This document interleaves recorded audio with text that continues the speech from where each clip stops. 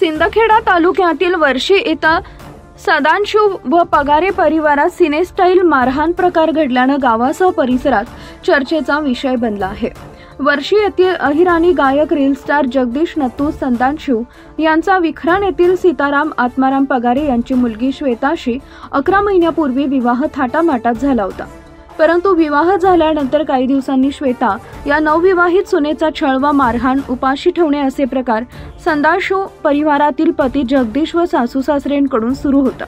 मातंग समाजातील पंचमंडळींनी अनेक वेळा मध्यस्थी करून ही छळ थांबला नाही।